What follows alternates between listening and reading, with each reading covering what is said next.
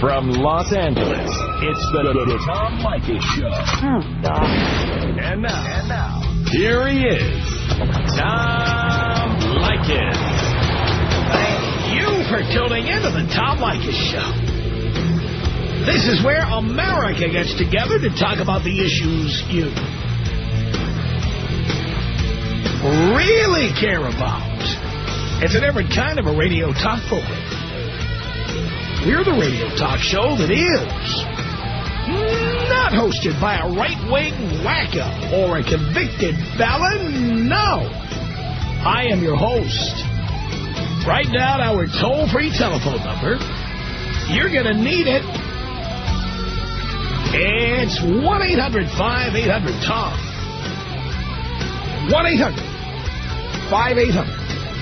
1-800-5800-866. Thank you for tuning in. Thanks for being part of our program. Here we are together again on the radio. And in this segment of the program, I want to talk about, I've talked many times on the show about losers. And I have a hard and fast rule in my life. And this extends everywhere from the slug that's sitting on the sofa at home to the guy with the hollowed-out milk carton sitting in front of the 7-Eleven. I don't help losers. I've got the financial resources to help people, and I do help people. Let me tell you who the people are that I help without naming them or telling you, that I'm helping anybody. When I help somebody financially, they are somebody who works. They work hard. They may have suffered a setback because of an illness. Or they may have lost their job, but they'll be back to work soon. But they are people who work, people who try, people who are actively trying to make something of themselves, something better than what they are.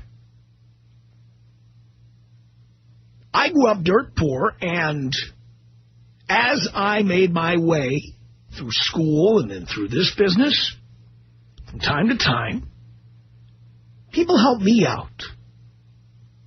I like to think they helped me out because they thought I had potential or because they knew that the only reason I was short of cash was because I was in the process of trying to do something with my life.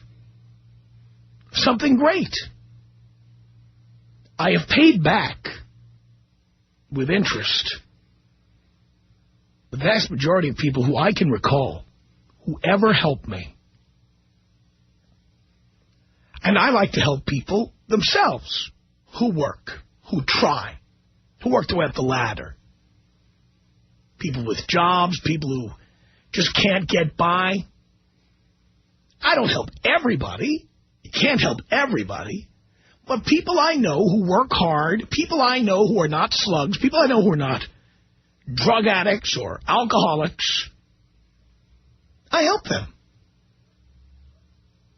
Now, let me give you examples of the kind of people I don't believe in helping. Again, I've got the financial resources to help anybody. I do. There are people I don't help. I had 3 cousins, brothers, all of whom were heroin addicts. And at least 2 of them have died. As far as I'm concerned, see ya. I'm not going to help you out. I'm not going to send you any money. I'm just not going to do it. Yeah, one died from an overdose. One died from AIDS because he shared needles with somebody when he was shooting up. The other I know was a heroin user. I just don't know whatever happened to him. Haven't heard from him in a long time. He could be alive or dead. I don't know. But if you don't care whether you're alive or dead, why should I care? Other people I don't help. Anybody I'm dating. Anybody. I'm not doing it. I'm not doing it. Here are people I especially don't help. People I used to date. who now need help and call me and say, I need help. No. Not doing it. Don't call me. Not helping. Just not going to do it. Drunks, drug addicts, slackers, bums, no interest. Even if they're in my own family. Hard workers, people with focus, people who are driven, people who need a leg up while they're trying to accomplish something great. What is that? Sounds like a plane again. Anyway. Hopefully they're going to fix this roof one of these days. Yes, please. Yes, please. Anyway. Losers, I don't believe in helping them. And that includes, especially if they're in the family, I go a step further. Even if it's somebody I'm dating or somebody I'm living with. No. They need to learn. You know, money is a very emotional subject for people. And I look at a dollar bill, and I think of what I did to earn that dollar bill. I mean, a dollar bill has worth on its own, but it also has intrinsic value in that you had to do something to get it. It is a measure of your work. It is a measure of your creativity. It is a measure of your ability to sell, to market, to provide a service people want. And on top of that, it is a product of your putting it away, saving it, being prudent with it, investing with it. That's what a dollar is. The more dollars you have managed to take in, save, invest, it shows something about your life. It tells something about you. Money is not inherently bad or inherently good. Any more than the number 6 is inherently good or bad, okay? It is a measure. It's a measure of something. And in most cases, it's a measure of your creativity, your talent, your ability, your willingness to sacrifice, willingness to save, invest, plan. It measures all of those things. And I don't feel guilty about having it. What I do feel guilty about is sharing it with people who didn't earn it. Sharing it with people who don't work, don't care, don't save, don't plan, don't invest. People who put needles in their arms, people who tie hoses around their arms. I have no interest in helping those people, and I won't. If you're standing outside the AM/PM with a Hawaiian punch can, I'm not putting money in it. I'm not ever going to put money in it. Ever. Simple as that.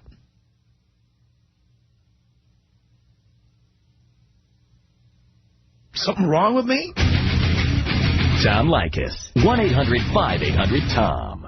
You have got to be like the lowest rung on the evolutionary ladder I've heard in a long time. Really? Yeah. The Tom Leykis Show. It's the Tom Leykis Show. At 1-800-5800-TOM. Lee on the Tom Leykis Show. Hello. Hey, Tom. First-time caller, few-month listener. Cool. I agree with you on a few of your points about the whole money thing. I'm very driven and look at the money the same way you do. The one thing, though, when you mentioned the whole bum thing, you know, one thing that really bothers me, though, is, like, you're an educated man, I'm sure you're aware of this, is that so many people have the mental illness aspect of it. And that, you know, with people who are lazy and who just won't put the effort for it to go get a job, I have the same opinion as you, but the people who, like, have serious mental issues and are out on the street, I don't mind giving them $1 or $2. I mean, I feel bad for them for the most part. Well, in most cases, you're giving them $1 or $2 to buy booze or drugs. That's what they're doing with it. Well, I know, but what's the better thing that they can do? I mean, Well, in many cities, and I can't say this for every city, in many cities, especially the ones that spend a lot of tax dollars on liberal causes, like New York City, for example, There are plenty of places for people to go if they've got those problems. They don't choose to be treated.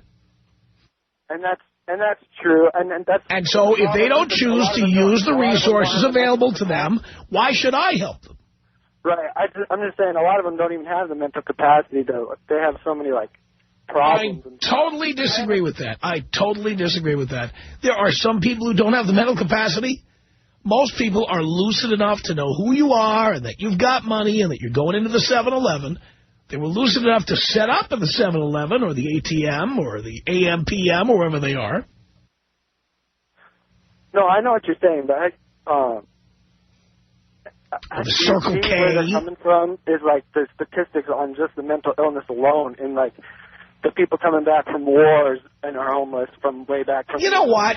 How do you know if these people have come back from wars? People put signs up all the time. I don't know that, and I know if they're not doing probably mostly good. Lots of people. I would love to know how many of those people who claim to be veterans out of the street with those cardboard signs were actually ever in the service.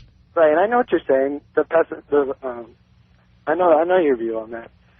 I see where you're coming from on it. I just, it still hits me kind of hard just knowing the statistics on how. Well, then keep giving your money out, but I'm not going to do it. And by the way, if I give money to anybody, it would be an organization that helps people, not the people themselves. Right. And I understand where you're coming from. Because that person, in most cases, is going to buy a Colt 45 with that money. Right. You're not helping them.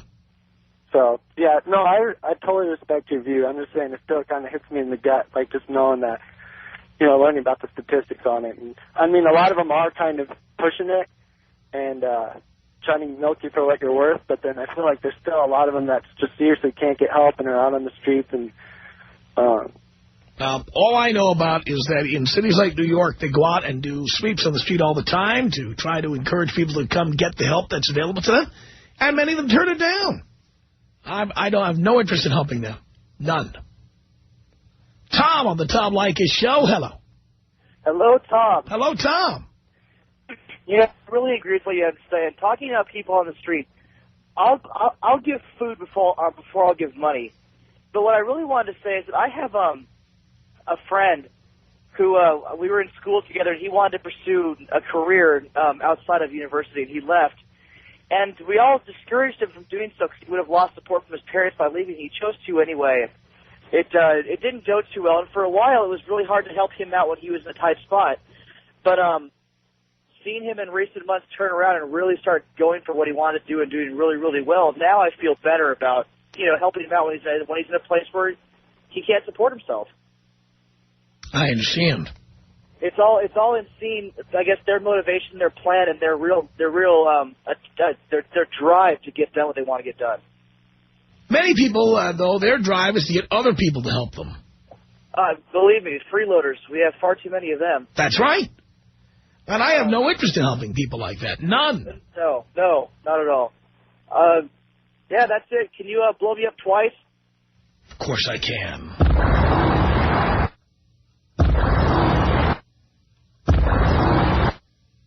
How about 4 times? There. 1-800-5800-TOM is our telephone number. It's Ian on the Tom Leykis show. Hello. Hey, Tom. How's it going? Okay. Good. Hey, I had a comment about this whole subject. I agree with you wholeheartedly in every aspect possible with the homeless people and not giving them money, helping people out that you feel are deemed worthy. Situation I'm in right now. The reason I tell you that story, by the way, is so you know I'm not a complete jerk when it comes to this. It's not that I don't believe in helping people who need help. Yeah. It's that if I don't know for sure that you've done your best to help yourself, isn't that quote from the Bible? God helps those who help themselves. If I don't know for sure that you helped yourself, I'm not going to help you. I completely agree. Situation I'm in is I've been doing construction since I was 16 years old. I got a 8-month pregnant wife right now, and I've been busting my butt constantly since I was out of the house at 17. And I actually have a friend right now whose dad is going to help me get my contractor's license because he knows I'm worthy. He knows I can do it. It's just a matter of being able to pay for it. and he's going to help me out with that. And then, you know, it's just it's been a tumbling road of nonstop BS, and it's finally coming down to where a lot of people have been helping me and my wife out because of the. Wait a minute. Why are you having kids when you don't have the money to have them? Yeah, that was kind of stupid on our part, but we're. I don't understand why anybody does that. Yeah, I don't know. But now I'm one of them, and I'm trying my damnedest to pull myself out of a rut I've gotten myself into. But my point is, like in your case, the way I would, if I saw you, I would say, why would I help you? You're doing stupid things. Why do I want to help you? Yeah. And why would I want to help you? Yeah. No the offense. Homeless thing. I've actually taken 2 homeless guys and 3 of their dogs into my house at one point to feed them. My wife and I took them in, and that's because you're not very far away from that. Say what? That's because you're not very far away from them. No, actually, you're 2 steps above homelessness. You know, you're just about there. What was that? But from what you tell me, you're like 2 steps above homelessness. Well, that's why you empathize with the homeless. I don't know, maybe. But my point is, we actually offered to take them to one of those shelters that will actually shower them, give them food, give them money for the bus to go to job interviews, give them clothes for that, and they denied it. They said, no, thanks, we've been there before. And this guy was so hyped up on speed, I wasn't even about to give him any money for anything. He actually asked and said, hey, you know, could we get a couple bucks for the bus? And I was like, well, I can drive you where you need to go. And they completely denied it. I mean, another story, when I was 14, my mom went to a McDonald's one day. She saw a guy sitting on the side of the road, homeless guy with a sign and everything. Bought him an entire, Big Mac value meal, and she gave it to the guy while at a stop sign. And he gave it back and said, I don't eat Big Mac. Yeah, well, I think that tells you a lot right there. Unbelievable.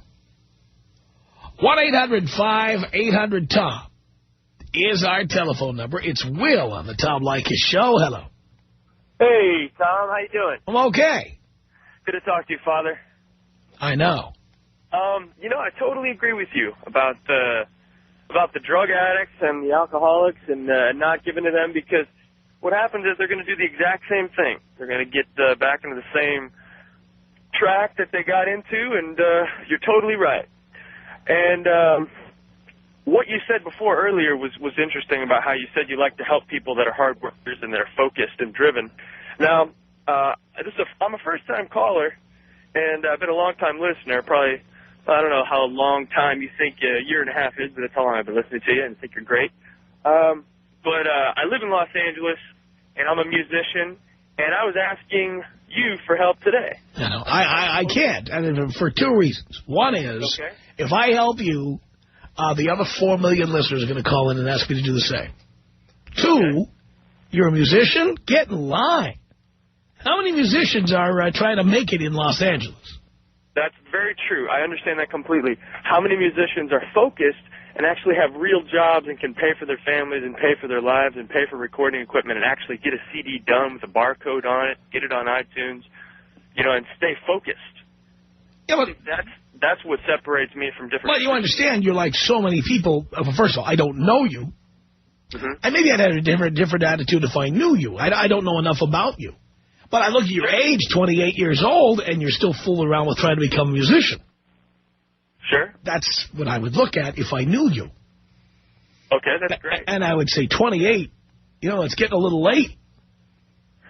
Well, I started a year and a half ago. What? It's one of those things where you live your life and you start doing the things that you think are going to make you happy, and then you get to your career where you're like, you know, this is great, but there's something else in life that I want to focus on. Okay. And I did not quit my job. I did not stop making money. I still can pay my mortgage. That's good. And this is a little hobby that I started on the side that, we started playing shows, and people really like music. And, you know, it's I don't think 28 is very old at all for how long I've been at it. Well, again, it's hard to be starting out at 26 or whatever. Because this is a business where people succeed at 18 or 20. So, you're behind. But guess what? You say you have your job, you have your career such as it is. You say you're married? Yes, I am. And you have a kid? I have 2 children. 2 children. They're very well provided for. All right, but you understand that the likelihood of succeeding with that kind of family situation, if you plan to keep your family together, is slim. Sure. Oh, I understand that completely. Okay. But anyway, the bottom line is, I don't mean to diss you in any way. It's just to say, the people I help out are people I know. And I don't know you.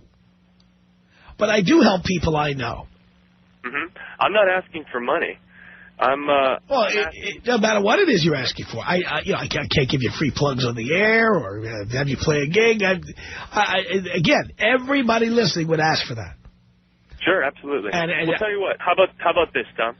Why don't you, on your own time, off air, take a look at my music, and if it's something that you do like, you're more than welcome to send your MySpace link in or whatever. I'll be happy to take a look. But whether I can do anything is a whole other question. But I thank you for the call. 1-800-5800-TOM. Erica on the Tom Leykis Show. Hello. Hello, Tom. How are you? Hello. I'm okay. Great. I love your show. Welcome to Phoenix. Thank you. It's good to have you here. I always tell all my girlfriends to listen to you because you have good advice that even women can take. Well, thank you for Definitely. That. You bet. Listen, I want to give a shout-out to the people out there that are working hard, that are being responsible, that are doing the things that they need to do, and still can't get the help that they need. Myself, for example, I've had the same job 15 years. I married a man that got into drugs, bad situation. I reached out to every law firm, get some pro bono work for a divorce that I needed, do this, do that. No, you make too much money. You do this, you do that. I can't really get a lot of help that I need because of working hard. But you did make some bad decisions. Right. 1, you didn't go to college. 2, Pardon me? 1, did you go to college? I did go to college. You said you've been working 15 years and you're 33 years old. Yes. Well, how'd you go to college and work full-time at 18? I worked full-time, went to college, and supported 2 kids by myself. Oh, and why did you have 2 kids? Okay, you're getting way sidebarred. The point is... No, I'm really not. The point is, part of this is due to your own decisions. I take responsibility for that. However, I think that there should be more help for people out there that really... That make bad decisions? Hard. But there are people who make bad decisions. What I want to do is try to encourage people to make good decisions. And one of those is, if you can't afford to have children, how about you not have them? I don't quite think that my children are a mistake in any way. And I like you, Tom, so don't... Well, here's why they're a mistake, because now you're asking other people to help you. No, actually, the only help that I really wanted was some help getting a divorce, some help getting back on my feet after well, some of the bad decisions I made. That's money. But that's money, you see. And if you didn't have children, you would not be in this position. Oh, no, you're going the wrong direction with this. No, I'm really not, though. You see, you don't want to deal with that fact, but it's true. I don't think so. I don't think my children were a bad decision. I just think that my marriage failed, that I work hard. I bring home the bacon. I take care of myself. I don't make bad decisions regarding my home life or my family, and I just wish that there were more programs out there for people that did work hard and that did do the things that they were expected to do. Well, I would not be in favor of giving money to people whose ex-husbands don't pay child support. How do you pay child support from prison? Well, dear, what were you doing getting with a guy who had those kinds of proclivities? He didn't. People, you know how meth is, Tom. It's hideous. Come on. People get into that after the fact, and there's really no... What do you mean after? What do you mean they get into it after the fact? When did you meet this guy? When did I meet him? Yeah. How old were you? 23. So you were 23? Yes. And how old was he? 22. And he had never used a drug before? Ever? No, not meth. He was a pothead hippie guy. A pothead hippie guy? Sounds like a very responsible individual. And so you married a pothead hippie guy, well, and you're amazed that he had interest in other drugs. When we got together, I wasn't too far from that myself when we got together, but some people grow up and some people don't. But dear, you were an adult already. I don't know. You were an adult. He was fully integrated into adulthood. Well, you were able to sign contracts. You were able to vote. You were able to buy a house. You're an adult. Right, but I don't think I should be punished as far as a bad decision. No one's punishing you. You punished yourself. In some ways, yes, but... You did this, and you see, that's why you're in trouble now, because you really don't want to take responsibility for your part in this. It's very discouraging, though, to work so hard to take responsibility. Well, you should have thought of that before you got married with a pothead hippie guy and then had children with him. You know, you should have given that some thought. I hear what you're saying, but even still, once you do decide that you're going to go the right There are penalties and consequences for our actions. You like to interrupt, don't you? Yeah, well, that's my job. I'm here. We're not here to just listen to you. People are listening for the interaction between me and the caller. I get that, Tom, and I hear what you're saying, but and what I'm saying is true. I do wish there were more programs for I sure you do. I wish somebody would give me $100 bill right now. I wish they would. Just hand it to me. No, I don't have to do anything for it. You know what, Tom, the thing that bothers me is it's very discouraging for me. I've worked my way up the ladder through my corporation. Every time I reach out for anything, it's, you make too much money to qualify. And that's what pisses me off. Well, you probably do. How much do you make? $50,000. $50,000 a year, and you want charity. I don't want charity. I just want a little extra help. What extra help is just a code name for charity. You know, I think that they should offer... You want more money for not doing anything. I think that they should offer people whose spouses are in prison free divorce. That's what I think. I don't think that's unreasonable. There's tons of lawyers out there. I think when you choose somebody who's a lawbreaker and marry them, you pretty much know what you're getting yourself into. Because he smoked pot, I don't know. Right? You know what? That's a crime. It is a crime, but it's... And you said he was a hippie type, and hippie types generally don't just stick to pot. They generally try other things, and my guess is he tried other things. Well, I was unaware of that, and perhaps I did make a bad choice, but I have to go back to the point where I do just wish that there was more help for people like my situation, where I do work hard. But you know, there's nobody crying crocodile tears out there with your $50,000 a year. Nobody's feeling sorry for you. No, it might seem like a lot. And you know what, I didn't even tell you that my brother, who's my roommate, just got fired, and I depend on him for supplemental income, and it's just like every time I try to get ahead in life, something sets me back. And I know that's life, and I know you're going to think I'm whining, but it's just... Yes, you should have done the right things in the first place. Yeah, well, we all should. Uh-huh. So let me understand, how long have you been divorced now? Actually, I just finished tying it up because I was... And how long... When did you separate from your ex? 4 years ago. 4 years ago. So let's review. You were with him between ages 23 and 29. How old are your children? 6 and 8.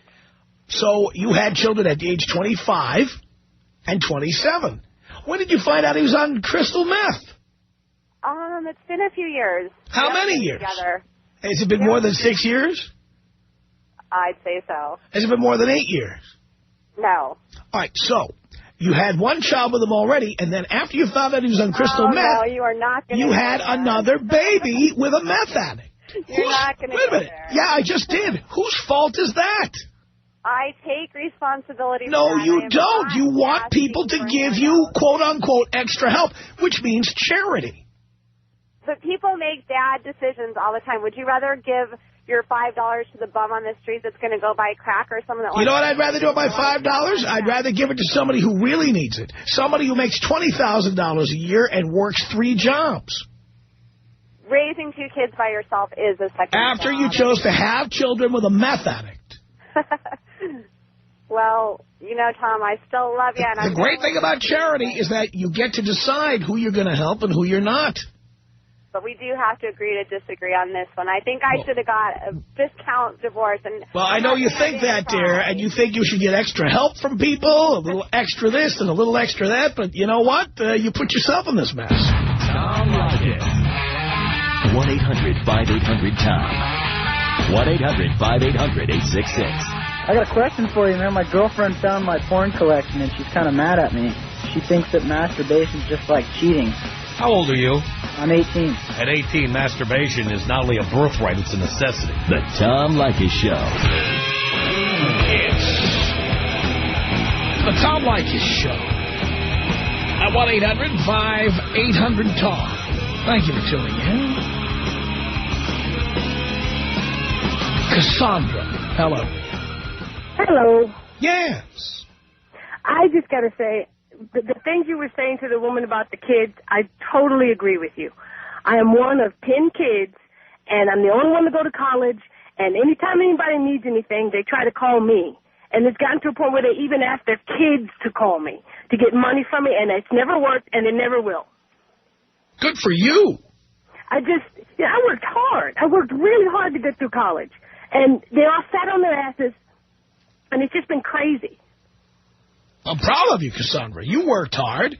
You should enjoy the fruits of your labor and not let them drag you back into the quicksand with them.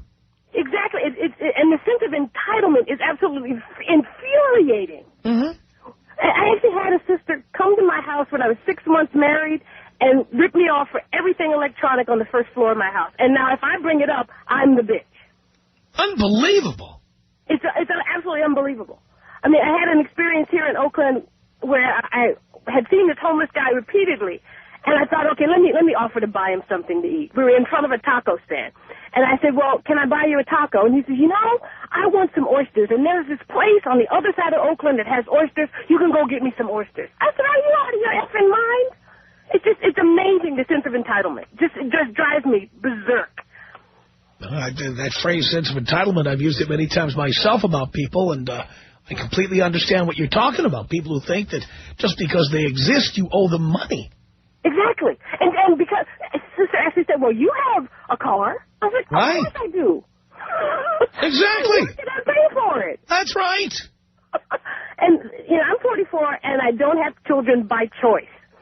And I actually had a sister say to me, well, how did you make it to 40 and not get caught? Not get caught? Not get caught. That was her attitude about having kids. Well, why don't she have kids if she doesn't want to get caught?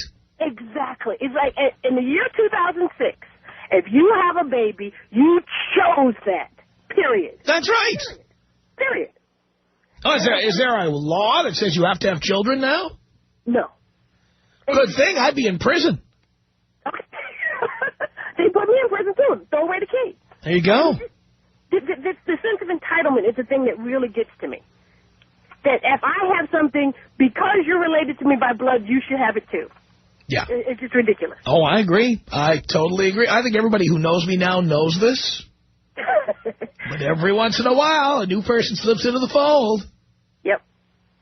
And the piece that's really crazy to me is that my brothers and sisters are now using their kids. Like I'll get a letter saying, Auntie Cassandra, I don't have a winter coat. Oh, please. I'm serious. I got a letter like that last winter. Get a job. Work harder. Exactly. And then their excuses, well, you don't have kids to feed and support. Oh, so therefore it's your job to help out. Oh, of course. Outrageous. It's outrageous. And, when I was, working 3 jobs and going to college, did anybody make me a hot meal? Did anybody call and say, sis, do you have some place to go for Thanksgiving? Absolutely not. Yeah. Did anybody make you a cup of coffee when you were studying for exams? No. No. When I graduated from high school, which my 2 older sisters never did, when I graduated from high school, the big fear in the family was, she doesn't have a boyfriend, what are we going to do? Unbelievable. I said, I'm going to college. And the response is, well, why do you want to do that? By the way, what do you do for a living? What do I do for a living? I'm a college professor. Fantastic. I love when people work hard and accomplish something. I think that's great. And all it took was being willing to work. That's what it took. Well, it took 2 things. It took being willing to work and having a focus or a goal in mind. Yes. You got to have both. Because, I'm going to tell you why. We were dirt poor. Oh, yeah. Nobody worked harder than my father, but he was always spinning his wheels. He was always working at jobs with no future, jobs that were temporary or whatever. He was always spending his money, running up credit cards and stuff. So it didn't matter what he did. It was never going to accomplish anything in a big way. Yeah. So you got to have both, and you had both. I had to, because I saw what was going on around me. And I'll bet there are people in your family who have problems with you, or they're angry at you, or jealous of you. Oh, big time. You got the job done, and I'm proud of you.